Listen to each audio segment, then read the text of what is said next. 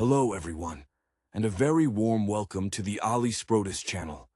Please remember to hit that subscribe button and give this video a big thumbs up if you enjoy the content. Today, we are going to be discussing the movie Karate Kid Legends 2025. The air in Reseda hung heavy, thick with the promise of California's sun, even as the shadows lengthened. We see a young man, clearly adrift, whose inherent awkwardness is magnified by the strangeness of a new environment. This is Kenny, fresh off a move that's left him unmoored from the familiar comforts of the East Coast. His father, a good man trying his best, but clearly struggling with the demands of being a single parent in a sprawling, indifferent city, is working tirelessly, a common narrative for those seeking a fresh start. Kenny's introduction to the world of North Hollywood High is less a grand welcome and more a baptism by fire. The immediate antagonist surfaces quickly, embodied by a clique led by a charismatic but utterly ruthless young man named Miles. Miles and his crew move with the practiced confidence of those who have already staked their claim, and Kenny, an outsider by default, becomes their convenient target. The humiliation he suffers in the school hallways, and later, more violently by the Pacific Coast, underscores a raw, universal feeling of being utterly powerless. It's a setup we recognize immediately. The new kid needs a shield, a way to transform vulnerability into something defensible. Enter Mr. Han. He's not the typical martial arts master one might expect. His demeanor is quiet, almost resigned, reflecting a history steeped in both discipline and, perhaps, regret. We catch glimpses of his past life, the quiet dignity of a man who understands balance not just physically, but emotionally.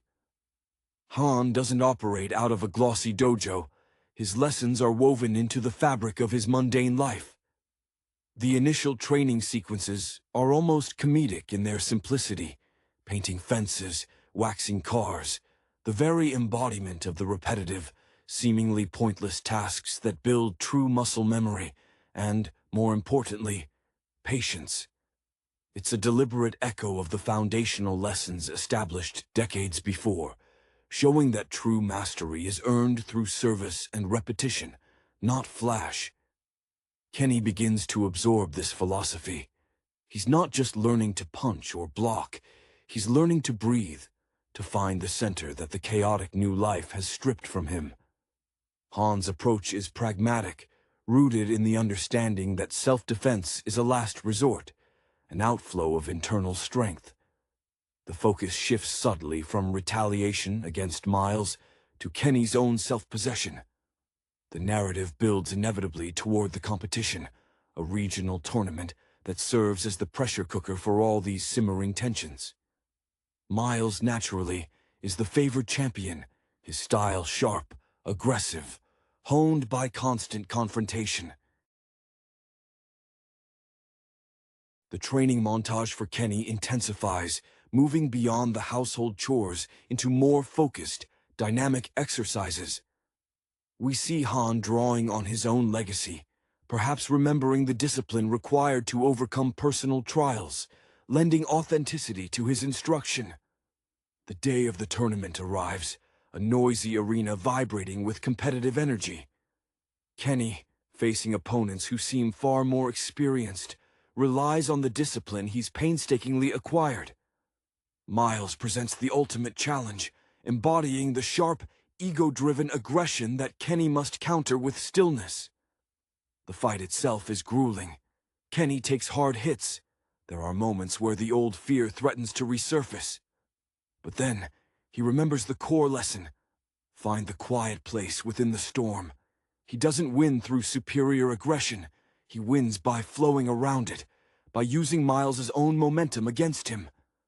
The final move is not flashy, but perfectly timed, a resolution born of quiet focus rather than raw power. Kenny doesn't just win a trophy. He stands taller, no longer defined by his status as the outsider, but by the strength he cultivated in unexpected places.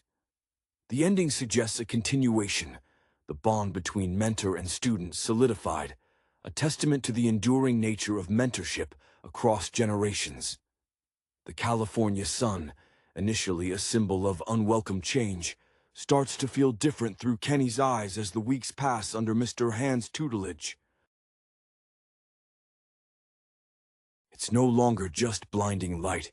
It's the energy that charges the slow, deliberate movements Han insists upon. Kenny's initial frustration, that simmering anger directed at Miles and the unfairness of his uprooting, begins to temper. He realizes, watching Han move with an economy of effort that belies his age, that true power doesn't shout. It simply is.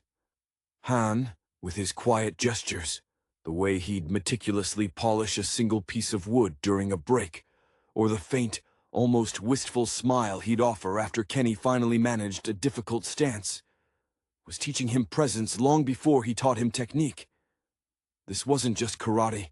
It was a slow-burn therapy session disguised as martial arts training. Miles, meanwhile, thrives on external validation. His confidence isn't deep-seated. It's a performance constantly requiring an audience. We see this during the pre-tournament weigh-ins. Miles is loud, posturing for the cameras and the eager hangers-on. His style, as observed by Han, is all aggression, built on the idea that overwhelming the opponent removes the need for thought. Han subtly steers Kenny away from mirroring this intensity. Instead, the focus becomes absorption. The water does not fight the rock, Han might murmur, demonstrating how to yield just enough to redirect force. Kenny, thinking back to the humiliating encounters in the parking lot, starts to understand that yielding isn't defeat. It's strategic retreat to find the advantage. The emotional landscape for Kenny is complex. He misses the East Coast not necessarily for the geography, but for the known quantity of his struggles there. Here, everything is new, demanding constant reinvention. His father, sensing the shift in his son, the straightening of the shoulders, the slightly less haunted look in his eyes, tries to express pride in small, practical ways, perhaps cooking a particularly good dinner or offering an encouraging, if slightly awkward, nod. It's clear the father worries less about Kenny winning fights and more about him finding footing in the world. The final confrontation with Miles at the tournament is less a fight between two boys and more a collision of two deeply held philosophies. When Miles lands a particularly hard blow that sends Kenny reeling, the sound in the arena seems to dim. For a heartbeat, Kenny is back in the hallway, vulnerable. But Han's training kicks in, the memory of the slow, steady rhythm of sweeping the floor, the precise angle required to clean a stubborn spot on the car. He doesn't fight back with fury. He counters with precision. Miles' overcommitment, his reliance on brute force, becomes his undoing. Kenny uses the energy Miles expends in his eagerness to finish the match. When the final, decisive moment comes, it's almost anticlimactic in its simplicity, a perfectly executed move that leaves Miles unbalanced and defeated, not broken. The roar of the crowd washes over Kenny, but what he truly hears is the quiet affirmation of Mr. Han watching from the sidelines. A look of profound, earned peace, replacing the melancholy that usually shadows his face. It's the passing of the torch, executed with grace and a deep, unspoken respect for the hard lessons learned along the way. The transition for Kenny from simply surviving to actively thriving wasn't instantaneous. It was a slow, almost geological shift, marked by small, almost invisible victories. We see this in a scene away from the dojo, perhaps during a mundane grocery run with his father. Kenny now moves with an economy of motion, no longer bumping into shelves or apologizing to strangers for existing. This newfound spatial awareness, which Han instilled through rigorous balance drills involving standing on uneven surfaces while balancing objects, translates directly to social confidence. His father notices these subtle changes, the way Kenny holds his gaze a moment longer, the way his posture rejects the instinct to shrink away from perceived scrutiny. It's a silent acknowledgement that the rigorous, seemingly absurd training is achieving something far beyond self-defense. It's rebuilding a self-concept. Mr. Han's inspiration clearly draws from a deep well of personal experience, perhaps moments where he himself had to choose composure over confrontation. When he demonstrates a difficult technique, there's a flicker in his eyes, a brief vulnerability suggesting a past where his own mastery was tested under dire circumstances. He isn't just teaching moves, he's transmitting wisdom earned through hardship, making his instruction profoundly empathetic. He understands that Kenny's enemy isn't just Miles, but the crushing weight of feeling inadequate in a world that seems designed for others. The lessons on deflection and yielding are, in essence, lessons in emotional regulation, how to let the harsh words of others pass through without taking root. Miles, conversely, begins to show cracks as the tournament approaches. His aggressive outward persona starts to look brittle. He overtrains, pushing his body to the point of strain, seeking artificial assurance through sheer physical exhaustion. His followers, sensing the impending test, become slightly less eager, recognizing that Miles's invincibility is predicated on the constant failure of others. There's a palpable tension when Kenny and Miles cross paths in the school corridor before the competition. Miles tries to incite a reaction, a physical intimidation tactic, but Kenny simply steps aside, polite but firm, embodying the no-sell that Han champions. The lack of reaction visibly deflates Miles, who thrives only on conflict initiated by his own terms. The tournament climax, therefore, isn't just a physical battle, but a study in contrasting energies. Miles explodes onto the mat, a flurry of sharp, practiced attacks fueled by adrenaline and arrogance. Kenny absorbs the initial onslaught, his body reacting instinctually to protect rather than retaliate. The audience, initially rooting for the aggressive favorite, begins to shift its attention to the quiet resilience of the underdog. Han, leaning against the perimeter, offers no shouting instruction, only a steady, unwavering nod when Kenny successfully navigates a complex flurry. Kenny's counterattacks are not about scoring points quickly, but about establishing equilibrium. He utilizes the very principles of leverage and redirection that Han demonstrated while fixing a leaky faucet, the principle of using minimal input for maximum effective output. When Kenny finally gains the upper hand, it is not through a powerful, definitive strike, but through patient attrition. He forces Miles to expend his energy inefficiently until Miles commits to a final, desperate overextension. The final moment is a beautiful display of economy, a single, perfectly timed move that disrupts Miles's center of gravity, ending the match not with a dramatic knockout, but with the quiet settling of dust. Kenny doesn't celebrate the victory over Miles. He celebrates the victory over his own ingrained fear of inadequacy, a much deeper and more significant triumph. With the dust settled and the echoes of the arena fading, the true aftermath of the tournament begins to shape the landscape of Kenny's new life. The immediate consequence of his victory isn't fame, but a profound shift in the school's social gravity. Miles, stripped of his unchallenged dominance, retreats, his brittle confidence shattered not by a superior fighter, but by a calm, immovable philosophy. His clique disperses, recognizing that the source of their authority has evaporated. Kenny finds himself navigating the hallways now with an awareness that is both appreciated and slightly unsettling. People naturally afford him space, not out of fear, but out of respect for the visible discipline he now carries. Han, however, remains largely unchanged by the public outcome.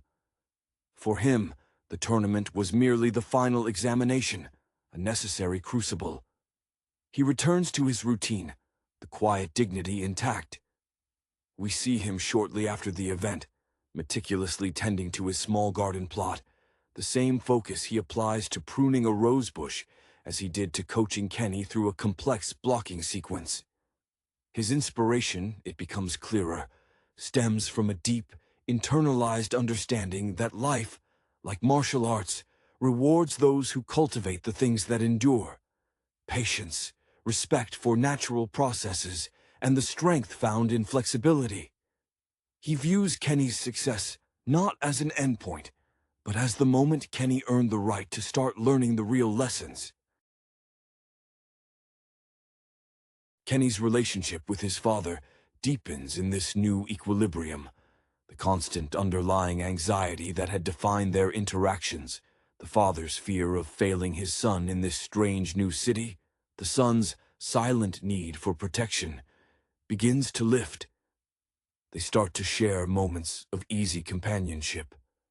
Perhaps they are simply watching the sunset from the porch, or the father watches Kenny casually execute a precise, economic movement while fetching something from the kitchen. The father no longer needs to inquire about school troubles. He can read the quiet assurance in his son's posture. It's a silent acknowledgement that Kenny has not just defended himself physically, but has managed to carve out a sanctuary of self-worth amidst the upheaval. The narrative subtly suggests that Han is preparing Kenny for the next stage of life, one where external conflict is replaced by internal challenges. The training evolves again. It becomes less about forms and fighting, and more about application in everyday ethical dilemmas. Han might offer Kenny a simple philosophical riddle, or ask him to mediate a small disagreement between other students, pushing Kenny to use his newfound centeredness not for combat, but for clarity. Kenny understands intuitively that the quiet strength he now possesses is a tool, one that must be honed not just for defense, but for leadership and contribution. The legend is forming not around the spectacular knockout, but around the quiet integrity that follows the storm. proving that the greatest victories are often the ones that no one else fully witnesses. The quiet integrity Kenny cultivates now demands a different kind of vigilance. The world, once simplified into the binary of antagonist and self, expands again, bringing new, subtler forms of challenge. Han, sensing this expansion, begins to incorporate lessons that feel almost counterintuitive to the immediate lessons of the tournament. Instead of sparring, they spend afternoons near the ocean, not practicing stances, but simply observing the tide's relentless, predictable rhythm. Han speaks rarely during these times, allowing the vastness of the Pacific to fill the silence, which forces Kenny to confront his own ambition and restlessness. He learns that true mastery requires not just holding a position, but knowing when to let go, when the tide has turned, and further resistance is simply vanity. Kenny's burgeoning confidence manifests in unexpected social bravery. He starts engaging in class discussions, not to prove intelligence, but because he genuinely possesses the mental clarity to process complex ideas without fear of stumbling over words. His connection with his father transforms into a partnership. They begin tackling home repairs together, the father relying on Kenny's newfound patience and methodical approach. When they struggle to align a piece of framing instead of frustration mounting, Kenny suggests pausing, remeasuring, embodying Han's principle that haste poisons precision.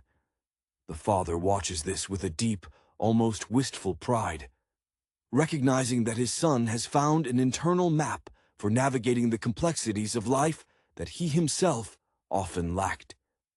Miles, having disappeared from the immediate orbit of the school's social hierarchy, becomes a specter of what happens when strength is purely external.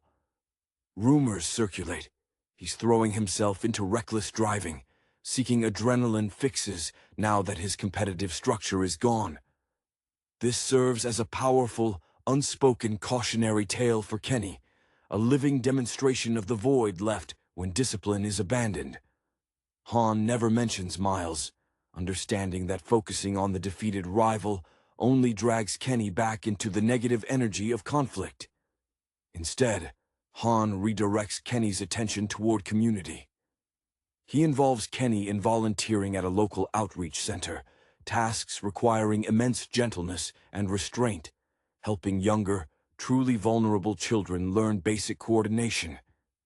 Here, Kenny's disciplined movements are channeled into gentle guidance, realizing that teaching is the highest form of practice. The deepest transformation is internal. Kenny begins to shed the need for external validation altogether. When a new student arrives mid-semester, clearly struggling and already marked as an outsider, Kenny doesn't rush to mentor or confront, but simply offers a quiet word of factual direction and a shared space during lunch. There is no need for fanfare, no need to prove his rank. He operates from a place of established self-worth. This effortless, unassuming composure is the ultimate testament to Han's teaching, a quiet legend in the making, built not on the sharpness of the strike, but on the enduring strength of the unbroken spirit, a foundation ready to withstand the next unpredictable wave of life. The community work at the outreach center marks a significant pivot in Kenny's development, moving the narrative emphasis from self-preservation to selfless contribution. When Kenny guides the younger children, his hands, once trembling with uncertainty, now move with a steady authority, not the aggressive authority of Miles, but the calm certainty of someone who understands the geometry of helping. He teaches them the basic movements Han taught him, the stance, the deep, centering breath, but strips away all competitive context. It is purely about finding stability in a confusing world, mirroring his own journey. We see a particular small girl, perhaps mirroring Kenny's own initial fear, who refuses to participate. Instead of pushing her, Kenny simply sits beside her, drawing simple shapes in the dirt with a twig, mirroring Han's technique of leading by quiet example. This patience, this refusal to force an outcome, is perhaps the most advanced lesson of all. Han observes these interactions from a distance, his approval conveyed not through praise, but through a subtle relaxation in his features, a slight easing of the perpetual tension around his shoulders. His own inspiration seems to derive from this successful transmission of philosophy. Seeing Kenny embody the principle of non-aggression in a nurturing role appears to momentarily soothe some old, unseen wound. It reinforces the idea that Han's own past difficulties weren't conquered by fighting the strongest opponent, but by learning to build something stable from the ruins. His legacy is not in trophies won, but in the quality of character he manages to instill. Kenny's burgeoning sense of social responsibility also begins to influence his relationship with his father in unforeseen ways. Instead of the father constantly having to manage Kenny's emotional fallout, the dynamic shifts towards shared stewardship of their home and their shared space in this new city. One evening, while preparing a meal, the father mentions his difficulties at work, a subtle confession of vulnerability that would have previously sent Kenny retreating into his own anxieties. Now Kenny listens actively, not just waiting for his turn to speak, but offering thoughtful questions about workplace politics and communication strategies. He applies the observational skills learned from watching Han's subtle social navigation to his father's professional challenges, demonstrating a maturity that transcends his years. This reciprocity creates a strong, quiet bond, built on mutual respect rather than dependency. The final impression we are left with is one of foundational strength. Kenny is no longer defined by the aggression he overcame, nor by the victory he secured. He is defined by the quiet, deliberate actions he chooses daily, the patience with the younger children, the measured responses to minor frustrations, the stability he brings to his own home. The legend that continues to evolve is not about becoming the ultimate fighter, but about becoming an unshakable presence, a calm center that can absorb the turbulence of the world without being moved from its core purpose. The sun setting over the Pacific now seems less like a harsh glare and more like a benediction on a hard-won peace. The evolution of Kenny's understanding suggests that the true mastery Mr. Han imparts is not about technique for the next fight, but technique for the next decade. This is subtly reflected in the shift of their training grounds. They move away from the familiar confines of the schoolyard and the structured environment of the dojo, venturing into the chaotic, uncontrolled environments of the city itself. They might spend an entire afternoon observing traffic patterns at a notoriously difficult intersection. Han doesn't lecture on road rage. Instead, he tasks Kenny with predicting the flow, understanding the motivations of aggressive drivers versus cautious ones, all through the lens of movement and energy expenditure.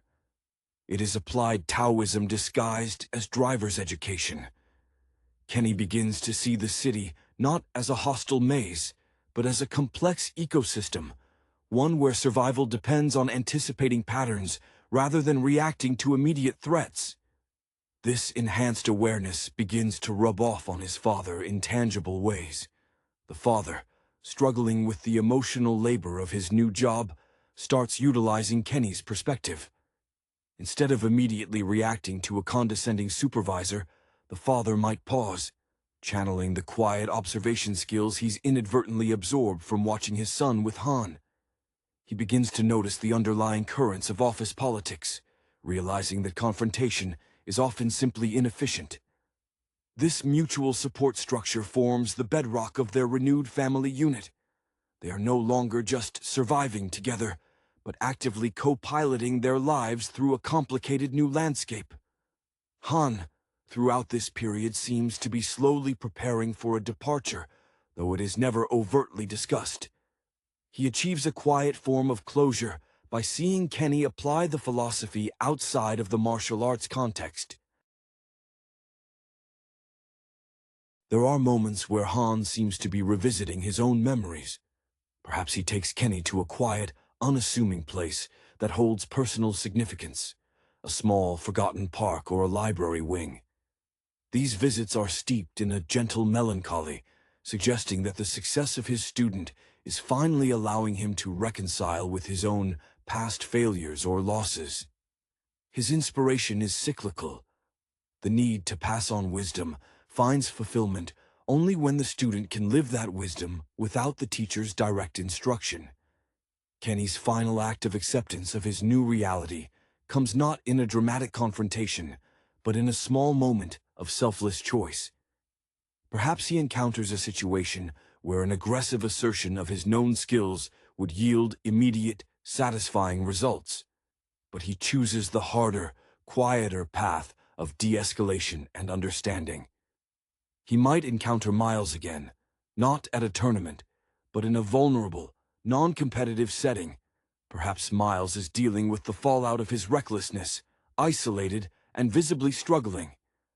Kenny does not gloat, nor does he offer unsolicited martial arts advice.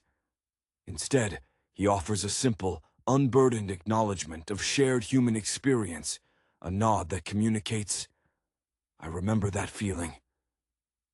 This act, the ability to offer grace to the former aggressor without seeking recognition, is the ultimate sign that the training has successfully dismantled the ego that fuels conflict.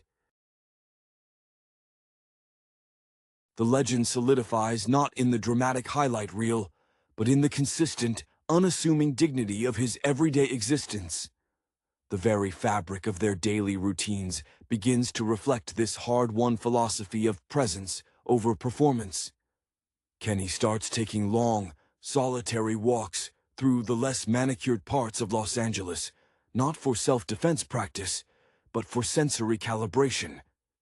He focuses on the minute details, the specific scent of exhaust mixing with blossoming jasmine, the almost imperceptible tremor in the pavement before a heavy truck passes. Han encourages this, suggesting that the greatest awareness comes from engaging with the noise without letting the noise enter the self. This quiet immersion acts as a form of active meditation, grounding Kenny far more effectively than any rigid posture ever could. Han's own history seems to whisper through these shared silences. One afternoon, while they are observing the complex mechanics of a public fountain, the water cycling endlessly, never truly changing yet always moving, Han speaks of balance, not just as a physical state, but as a constant negotiation with entropy. We sense that Han's past was defined by a catastrophic imbalance, perhaps a moment where his own control shattered, leading to a profound loss he has spent years processing. His inspiration, then, is deeply personal, to ensure Kenny never reaches that precipice of uncontrolled collapse. The lessons are layered with his own autobiography, unspoken confessions of what happens when discipline falters. The relationship with his father moves into a phase of profound, almost uncanny synchronicity. They develop shorthand communications that bypass verbal ambiguity. If the father walks into a room looking strained, Kenny doesn't ask, "What's wrong?" He simply adjusts the lighting, or puts on a specific piece of ambient music that he knows centers his father. This intuitive care, mirroring the nonverbal cues Han uses to guide Kenny, shows that the teachings have saturated their entire familial interaction. The father, once desperate to shield his son, now watches Kenny with the quiet confidence of a man who knows his son possesses the necessary tools to navigate the world's sharp edges independently. The subtle encounter with Miles, mentioned previously, proves to be the true final test. When Kenny offers that simple, unburdened acknowledgement, Miles is utterly disarmed. The aggression Miles relied upon was a defense mechanism against his own perceived inadequacies, the same inadequacies Kenny once shared. By refusing to engage in the old dynamic, Kenny effectively removes Miles's need to perform hostility. Miles doesn't immediately become a friend, but the bitter edge softens, replaced by a heavy confusion. He sees in Kenny not a victim or a victor, but a peer who has achieved a kind of internal peace that Miles's relentless pursuit of external dominance has failed to deliver. The concluding image is one of enduring quietude. Kenny is not slated for a world championship. He is prepared for a life of nuanced engagement. We see him perhaps finally pursuing his own creative interests, now unhindered by social anxiety, maybe sketching architectural designs, using the precise spatial understanding learned from Han to create new forms. The spirit of the Karate Kid legacy, in this iteration, is not about winning a single conflict, but about establishing a lifelong internal constitution, a stillness at the center of motion that remains impervious to the relentless pressures of change. The finality of Kenny's chosen path is cemented when he begins to mentor others, not formally under Han's roof, but organically, out of necessity and quiet empathy. He finds himself drawn to guiding new students at the community center, youngsters grappling with issues far simpler than those Miles presented, but equally formative for their early development. Kenny instinctively adopts Han's pedagogical style, demonstration over dictation, patience over force. He notices a young boy struggling with the simple act of tying his shoes, a task that requires fine motor skills and sequential memory. And instead of rushing, Kenny sits beside him, breaking the process down into its component parts, focusing on the tactile sensation of the lace rather than the visual goal. This underscores the profound realization that all complex systems, be it a martial arts defense or a simple knot, rely on perfectly executed small steps. Han, recognizing this natural inclination towards selfless instruction, shows a rare, full expression of contentment. He visits the center one afternoon, blending into the background as he always preferred. He watches Kenny patiently guide a group through a simple stretching routine, his voice low and encouraging, entirely devoid of the severity he once displayed. Han's inspiration seems fully realized. He is no longer burdened by the need to correct the trajectory of a lost soul. He has instilled the philosophy, and now the philosophy is sustaining Kenny on its own terms. The small, almost imperceptible physical ritual Han performs, a slow, deliberate clearing of his throat, a straightening of his already impeccable posture, suggests an internal release, a closing of a chapter in his own difficult history. The subtle influence on Kenny's father reaches a peak when he receives unexpected professional validation. His supervisor, who had been a source of much friction, is temporarily transferred, and the father attributes the shift not to luck, but to his own improved composure under pressure, a direct result of observing Kenny's transformation. He now approaches his son not just with pride, but with genuine collegial respect, asking Kenny's opinion on difficult social situations at work. The previous gulf of understanding has closed, replaced by a shared vocabulary of strategic patience and emotional distance. They celebrate this small victory with an evening spent repairing an old, broken piece of furniture, a metaphor for their own mended relationship, working in comfortable, complementary silence. Kenny's own internal landscape is now characterized by an absence of frantic energy. He no longer needs to prove anything to the ghost of Miles or the memory of his past insecurities.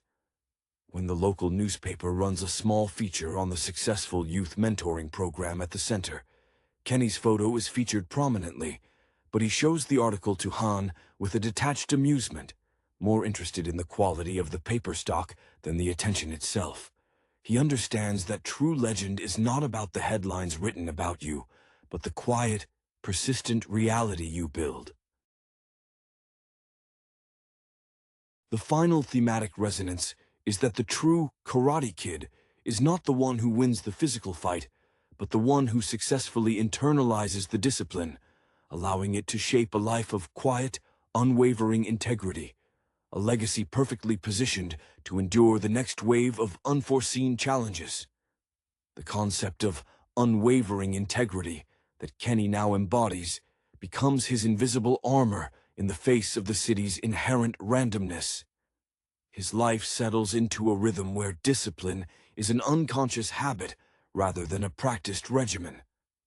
We see this in his approach to intellectual pursuits, perhaps enrolling in an advanced physics class where chaos theory and predictable systems become fascinating studies. He approaches complex equations not with apprehension, but with the same methodical deconstruction he applied to learning the water displacement principle in Han's backyard. The ability to find order within apparent randomness, a hallmark of true mastery in any discipline, now defines his academic endeavors. Han, sensing that Kenny is now completely self-sufficient in applying the core tenets of his philosophy, begins to subtly withdraw, not through conflict or abandonment, but through elevation of his own focus. He starts devoting more time to his personal pursuits, perhaps resuming an ancient, highly specialized form of calligraphy that requires absolute stillness of breath and hand, a practice so refined that it demands a level of internal quiet Kenny is only just beginning to grasp. Han's inspiration shifts from external mentorship to internal refinement. His previous quiet sorrow seems to have been replaced by a serene dedication to art for its own sake, suggesting that true peace is found when the need to influence others fades, and one focuses purely on cultivating beauty and precision within the self. The father's professional life stabilizes to a degree that allows him to contemplate career changes, viewing his work not as a desperate means of survival, but as a chosen contribution. He starts mentoring junior employees, often using Kenny's own observations, phrased as general life wisdom, to coach them through interpersonal conflicts. He recognizes that Kenny's calmness is infectious and valuable in the corporate structure. This reciprocal mentorship, the father learning from the son's newfound emotional intelligence, is perhaps the most satisfying narrative development, illustrating that the lessons learned in the dojo transcend age and setting. They are now partners facing the world with a shared, sober optimism. Kenny's final, unsolicited act of grace toward Miles, the gesture of shared human memory, reverberates quietly through the school community. Miles, who had spiraled into self-destructive behavior, begins a slow, agonizing climb back toward functionality, perhaps enrolling in night classes or seeking therapy, behaviors that would have been unthinkable before. He never directly thanks Kenny, which is crucial to the purity of the moment.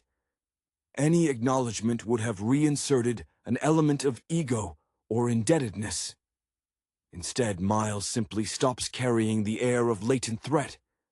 Kenny's victory is complete when the need for a victor ceases to exist. The legend crystallizes.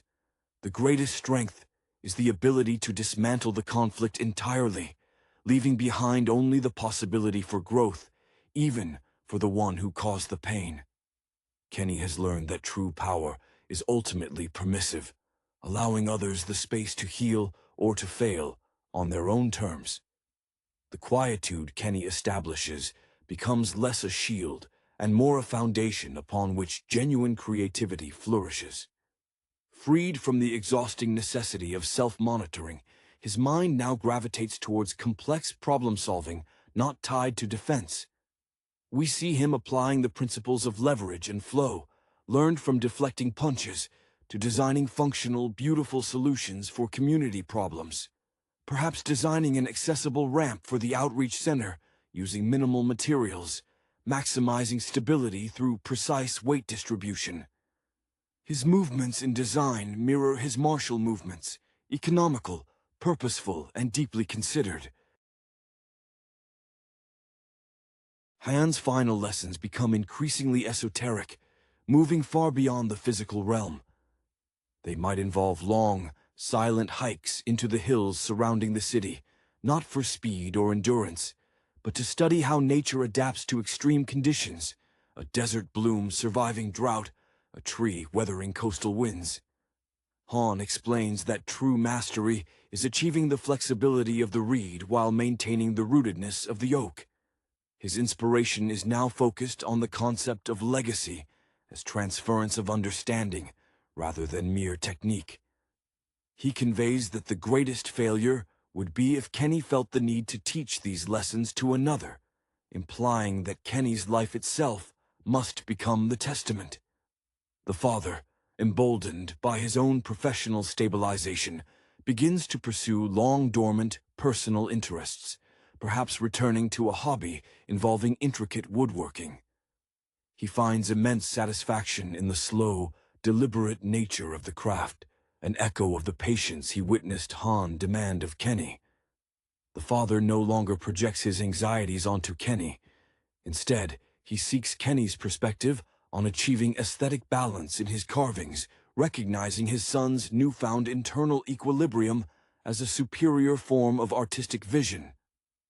This reversal of dependency, the father seeking guidance from the son's developed character, is deeply moving, signaling the full repair of the initial fracture caused by their move.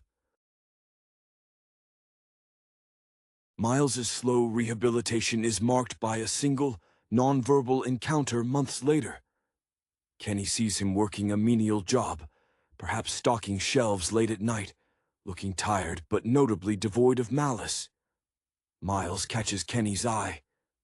There is no shared history in that look, no lingering animosity, only the acknowledgement of two individuals who once stood on opposing sides of a necessary conflict. Miles offers a curt, respectful nod, a gesture stripped bare of its former arrogance. Kenny returns the nod, an act of profound closure that demands nothing in return. This moment signifies the final dissolution of the past narrative. The legend is complete because the need for a legend, a hero defined by an antagonist, has vanished. Kenny moves on, his power residing in the stillness he carries, ready for whatever uncharted territory life presents next. The final chapter in Kenny's apprenticeship is marked by a subtle, profound silence surrounding Mr. His presence at the dojo becomes sporadic, replaced by the assurance that his core lessons have fully integrated. The final time Kenny seeks him out for guidance, it is not about a technique, but about a philosophical quandary stemming from his burgeoning community work, a situation demanding intervention where no action felt dangerously passive. Han, seated cross-legged, doesn't offer a solution. Instead, he silently pushes a worn, smooth river stone across the polished floor toward Kenny. The stone travels smoothly, meeting no resistance, yet covering the distance with undeniable purpose. Kenny understands. The answer lies not in choosing aggression or passivity, but in discerning the appropriate path of least resistance that honors integrity, the path where the action itself is clean, unburdened by personal agenda. This stone, a final tactile lesson, is the only tangible inheritance Kenny receives. The departure of Mr. Han, when it finally occurs, is as quiet as his arrival. One day the dojo is empty. The polished wood gleams under the California sun, but the scent of ozone and discipline is absent. There are no farewell notes, no dramatic pronouncements, only the sudden realization that the anchor has lifted. Kenny feels a fleeting pang of loss, a nostalgic ache for the structure, but it is instantly tempered by an unshakable sense of self-sufficiency. He doesn't panic. He simply secures the premises, tending to the few remaining pieces of equipment with the reverence of a custodian of sacred knowledge. He knows Han wouldn't want melodrama. He would want continuity. Kenny's father, now wholly embracing his own rediscovered equilibrium, champions the idea of taking over the lease for the dojo space, not to teach martial arts, but to preserve it as a communal sanctuary, a place for quiet contemplation and skill sharing, as Han intended, but without the rigid hierarchy. The father sees this as his way of honoring the man who saved his son's spirit. He utilizes his newfound confidence to navigate the bureaucracy, approaching city officials with the same calm, methodical presentation Kenny once used to present his physics projects. The ultimate measure of Kenny's transformation is his relationship with success itself. When he graduates, lauded for his intellectual achievements and his quiet contributions to the community, he receives recognition, scholarships, accolades, but he accepts them with a profound lack of attachment. He stands on stage, looking out at the sea of expectant faces, and sees only patterns of energy and potential, not judgment. He smiles, genuinely, because the applause feels like background noise, pleasant but ultimately irrelevant to the work being done inside. The East Coast anger is long gone, replaced by a deep, settled Californian stillness. The enduring image is not Kenny fighting, but Kenny simply being. He is the quiet center of his community, the one sought out not for his prowess in combat, but for his clarity in counsel. The sun, which once felt like an unwelcome spotlight of exposure, now feels like the steady, constant energy of the universe, impartial, powerful, and utterly accepting of everything under its gaze. Kenny's journey culminates not in becoming a master, but in becoming a reliable, deeply human constant. A quiet legacy built on the foundations of yielded force and unwavering internal peace. The 2025 iteration of the Karate Kid, often referenced as Karate Kid Legends, presents a fascinating confluence of legacy, cultural translation, and the timeless struggle for self-mastery. Shifting the geographical anchor once more, this installment wisely grounds its narrative in a new context, avoiding direct mimicry of either the Pat Morita era or the Jaden Smith reboot, instead forging a path that acknowledges its lineage while establishing its own distinct thematic weight. The film smartly centers on a protagonist whose initial displacement mirrors the existential disorientation often felt by those entering rigorous martial arts training, a sense of being an outsider looking in. The core appeal, as ever, rests on the mentor-student dynamic. The choice of a seasoned, perhaps unexpectedly grounded actor for the Mr. Miyagi analog offers a refreshing counterpoint to previous portrayals. This new sensei arrives burdened not just with technique, but with the accumulated weight of personal history, hinting at past glories or perhaps failures that inform their minimalist, profoundly impactful teaching style. There's an intentional ambiguity in their past. Are they a retired champion, a forgotten master, or someone whose wisdom was gained through hardship rather than formal competition? This ambiguity fuels the audience's investment, suggesting that true mastery isn't found in trophies, but in presence. The younger protagonist's journey feels particularly resonant with contemporary anxieties. The integration of modern anxieties, social media pressures, the relentless pace of digital life, into the traditional training montage provides a compelling visual contrast. When the student is first introduced to the discipline, the camera lingers on the disconnect between their fast-paced world and the slow, deliberate movements of the discipline. This isn't just about learning to punch, it's about learning to slow down, to inhabit the moment. The early failures are crucial here. They must feel earned, reflecting genuine frustration with the necessity of repetition, a concept often glossed over in faster-paced action films. The influence of Jackie Chan's previous role in the franchise subtly informs the tone. While this film leans more heavily into the internal philosophical aspects associated with Morita's performance, the physicality feels slightly elevated, incorporating elements of practical, environmental martial arts rather than purely competitive forms. The action sequences, when they arrive, are less about acrobatics and more about necessity and defense, reinforcing the film's underlying message that martial arts is a tool for peace, not aggression. Furthermore, the film manages the delicate balancing act of acknowledging the legacy of the original films without succumbing to unnecessary fan service. There are subtle nods to iconic moments. The wax on, wax off equivalent is cleverly adapted to a contemporary chore that requires absolute focus. But these moments serve the plot, not nostalgia. The film understands that the spirit of Karate Kid is adaptable.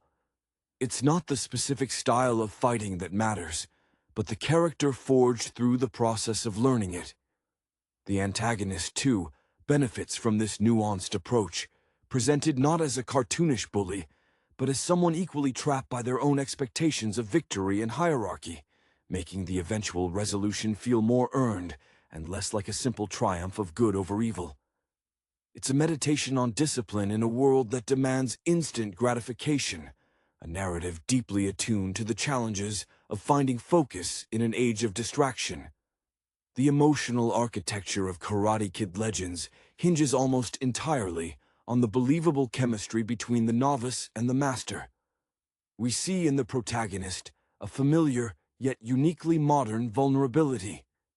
Perhaps they arrive carrying the baggage of a recent personal loss or a significant academic letdown, experiences that have eroded their confidence to a near-zero state. This internal brokenness makes the mentor's initial, seemingly arbitrary tasks, chopping wood, sweeping a courtyard, tending a difficult garden, feel less like chores and more like necessary spiritual balm. The frustration in the students' eyes during these early stages is palpable. They crave the spectacular breakthrough, the immediate gratification of a flying kick. But the teacher insists on the foundational breath, the quiet alignment of the spirit before the body can follow. This resistance to instant heroism is perhaps the film's strongest dramatic anchor. The mentor figure, let's call him Master Ren, embodies a quiet gravitas born from a life lived outside the spotlight. Unlike Mr. Han, who possessed a more outwardly approachable melancholy, Ren's stoicism borders on inscrutability. His background hinted at through worn, almost monastic clothing, and perhaps a single beautifully preserved artifact from a distant training hall, suggests a profound connection to a martial tradition that values philosophical depth over global branding. One imagines Ren having rejected the commercialization of martial arts decades ago, choosing instead a path of quiet mentorship, accessible only to those truly lost enough to seek it out. The actor portraying Ren must possess an economy of movement. Every gesture carries immense narrative weight. When he finally demonstrates a technique, it should not be flashy, but devastatingly efficient, an expression of total control over impulse. The film uses the community setting, perhaps a vibrant, densely populated urban area where isolation is rampant, to amplify the protagonist's initial alienation. The early attempts to fit in fail spectacularly, often because the student tries to project an artificial strength learned from media, resulting in humiliation. This provides the perfect setup for the mentor to dismantle those false projections. The turning point is rarely a single moment of revelation, but rather the slow accumulation of small victories over self-doubt. Remember that sequence where the student struggles to balance on a precarious surface? It's not the physical balance that matters. It's the moment they stop trying so hard, allowing their body to naturally seek equilibrium, mirroring how they must stop forcing social acceptance and simply be. The narrative wisely weaves in moments where the student attempts to apply their nascent discipline outside the training compound, resulting in controlled chaos. These minor confrontations are crucial because they test the teaching. Are they using their skill defensively, protecting others, or are they succumbing to the very aggression they are trying to transcend? The internal conflict mirrors the external one. The film beautifully captures the emotional cost of choosing discipline over immediate, vengeful reaction. It's a story about learning that true strength lies in restraint, a maturity often harder to attain than any physical prowess, especially for a young person navigating a world that constantly shouts for louder, faster reactions.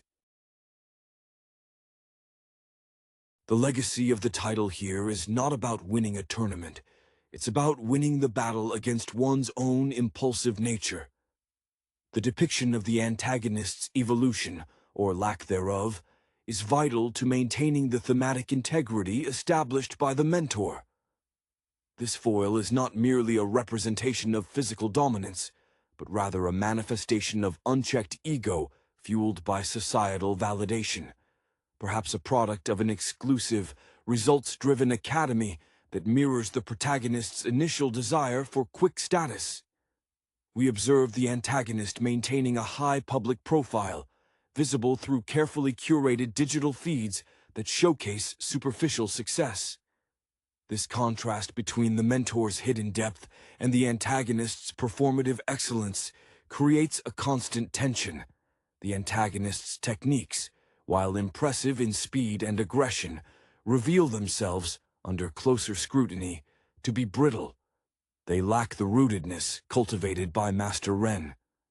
There is an underlying fragility to the antagonist's confidence, stemming from the knowledge that their entire framework is built on external approval rather than internal conviction. Emotionally, the protagonist's breakthrough moment should not be associated with the final confrontation, but rather with a quiet internal shift during training. Imagine a sequence where the student finally masters a difficult defensive posture, not through muscular effort but through yielding, a moment of genuine surrender to the natural flow of the discipline. The accompanying emotion is not elation, but profound, exhausted peace. This emotional payoff resonates because the audience has witnessed the agonizing process of dismantling years of ingrained, reactive behavior. The student stops performing for the teacher and begins moving purely for self-preservation and understanding. This internalized victory redefines the concept of legend. It becomes a personal benchmark of self-mastery, not a public title. The film successfully avoids the trap of glorifying violence by ensuring the stakes of the final encounter are deeply personal and philosophical. When the inevitable showdown occurs, perhaps framed ambiguously outside the context of a formal tournament, maybe an impromptu clash where the antagonist tries to enforce their dominance in a public space, the protagonist's response is characterized by restraint. They utilize just enough technique to neutralize the threat, not to inflict lasting harm. This refusal to escalate the violence speaks volumes about the transformation undergone. The lingering shot should be on the defeated, perhaps humiliated, antagonist, whose arrogance has been punctured, leaving them facing their own emptiness, rather than on the victorious protagonist basking in glory. The true legend status is confirmed when the protagonist walks away, demonstrating that the hard-won discipline includes the discipline to walk away from unnecessary conflict. The entire structure supports the idea that the greatest martial art is the one that prevents the fight from needing to happen at all. The film's commitment to cultural texture deserves further examination, particularly in how the specific geographical setting informs the martial arts philosophy. If this installment is situated, for instance, in a sprawling metropolis known for its intense community bonds and perhaps a history of generational artistic craft, the training exercises must reflect this environment.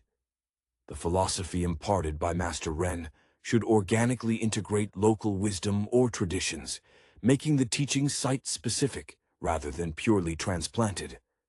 We might see the discipline expressed through the rhythm of a local craft, the precise cutting of paper, the handling of a particular type of local material, or the very cadence of the spoken language used in instruction. This grounding prevents the training from feeling abstract. It becomes lived experience woven into the fabric of daily life. The student is not just learning moves, they are learning to be a functional, centered member of that specific community. This localization deepens the emotional investment, transforming the narrative from a simple underdog story into a profound exploration of belonging and cultural integration through rigorous self-discipline. The challenges faced by the student will inevitably involve navigating the social mores of the new environment, and the martial arts discipline becomes the invisible scaffolding that supports their ethical conduct within that complex ecosystem. The quiet, steady progress of the protagonist serves as a subtle critique of the surface-level, rapidly changing nature of the dominant culture surrounding them, suggesting that true strength is found in deep roots, however slowly they must be cultivated. The synergy between the protagonist's immersion in the local environment and Master Ren's teachings creates moments of unexpected beauty and profound learning. Consider a sequence where the required physical conditioning involves navigating a difficult, perhaps ancient, architectural space, a series of uneven stone steps, or a narrow, crowded market pathway. The students' initial attempts are clumsy, marked by collisions and apologies, reflecting their social awkwardness.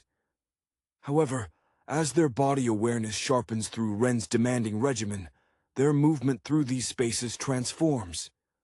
They begin to move with an almost liquid grace, anticipating the uneven footing, slipping through crowds without disturbing anyone. This visual metaphor solidifies the film's central theme. Mastery is not about dominating the environment, but about harmonizing with it. The student learns to read the subtle language of the space, a skill that translates directly back to reading subtle social cues, allowing them to move through the world with earned confidence rather than manufactured bravado. Master Ren, in his sparse wisdom, would likely view this mastery of environment as a prerequisite for true self-control. His inspiration seems drawn from masters who understood that stillness is relative to motion. Perhaps Ren was deeply influenced by a specific historical figure known for their ability to observe and adapt, a strategist or a contemplative artist whose methodologies translated seamlessly into physical discipline. This subtle backstory enrichment, perhaps revealed through a brief, evocative flashback involving the artifact previously mentioned, grounds Ren's seemingly esoteric methods in tangible human experience. He isn't just dispensing riddles, he is transmitting hard-won, context-specific wisdom that has survived the test of time and cultural shift. The emotional arc for the protagonist culminates not just in mastering techniques, but in understanding the ethics of inaction. There is a scene where they are tempted to intervene in a minor injustice witnessed in their new neighborhood, feeling the urge to showcase their rapidly developing power. Master Ren's guidance in this moment is key. He doesn't forbid intervention, but asks the student to observe the situation for a full minute before acting. That minute becomes an eternity of internal debate, the ego screaming for recognition versus the discipline advocating for wisdom. When the student finally acts, it is with precision, minimal force, and maximum communication, perhaps by using a deflection or a positioning move that entirely diffuses the confrontation without injury. The feeling conveyed is not triumph, but relief, the relief of having successfully navigated a moral minefield. This subtle, ethical victory over the desire for spectacle elevates the film beyond simple martial arts fantasy into genuine character study. The film's exploration of mentorship extends beautifully into the realm of sacrifice, subtly illuminating what Master Ren has given up, to maintain his path of quiet tutelage. We begin to sense the personal cost of his detachment from the wider world. Perhaps his physical prowess remains intact, but his connections to a former life, a family, or a recognized community have been willfully severed as a form of self-purification. These glimpses of his past are presented through shadows and atmosphere rather than heavy exposition. A faded photograph glimpsed only for a second, or the way his eyes briefly cloud over when a certain piece of music plays in the background, suggest a deep well of unspoken sorrow that underpins his profound patience with the student. This vulnerability in the mentor makes his dedication to the protagonist's success intensely personal. The student is not just a pupil, but a vessel for the master to subtly reclaim or redefine the purpose he once sought elsewhere. The protagonist, realizing the depth of Ren's commitment, begins to reciprocate not through obedience, but through proactive care. This transition marks the true endpoint of the student's development. Instead of simply following instructions, the student starts anticipating the mentor's needs, perhaps maintaining the training space without being asked, or noticing the subtle signs of fatigue in Ren that the master tries to conceal. This reciprocal nurturing mirrors the concept of yin and yang in balance. The student learns that the act of receiving wisdom requires the simultaneous act of giving support. This emotional exchange elevates the dynamic above the typical transactional relationship of master and pupil, solidifying it as a genuine, mutually beneficial bond forged in adversity. The climax, when it arrives, eschews grand martial arts choreography in favor of moments of intense psychological clarity under pressure.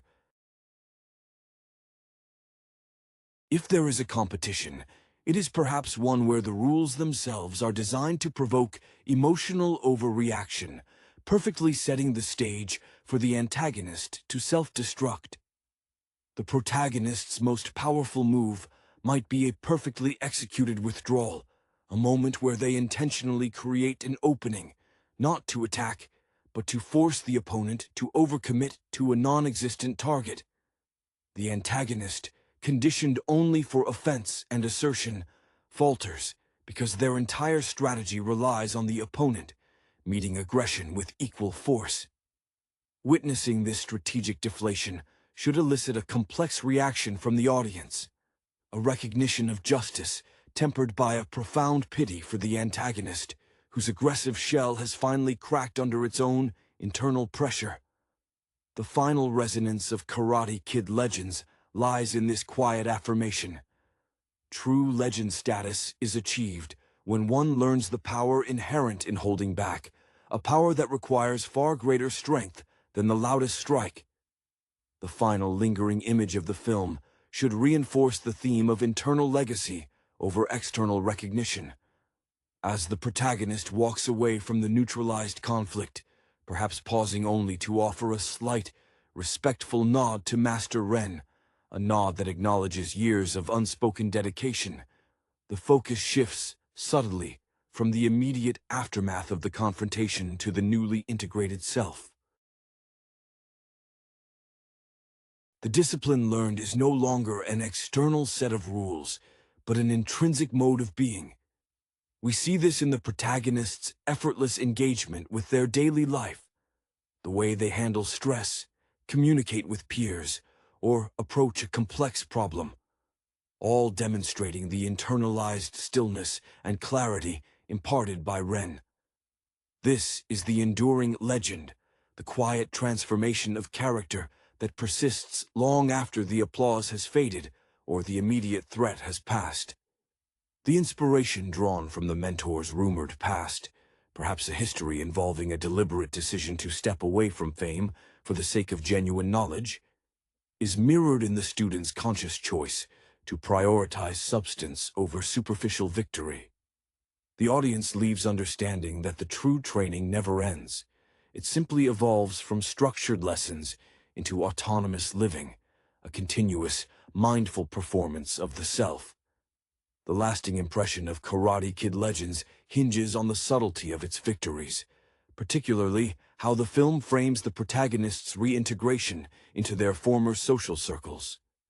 Having found internal equilibrium, the student no longer seeks approval, but simply exists authentically, which paradoxically draws positive attention. Where before they were overlooked or actively bullied for being an outsider, their newfound quiet self-possession commands a different kind of respect, one that is earned through internal fortitude rather than external display.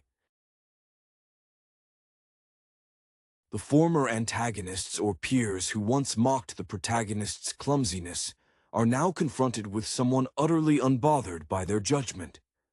This creates fascinating social friction. The bully's power diminishes when the target refuses to register the insult.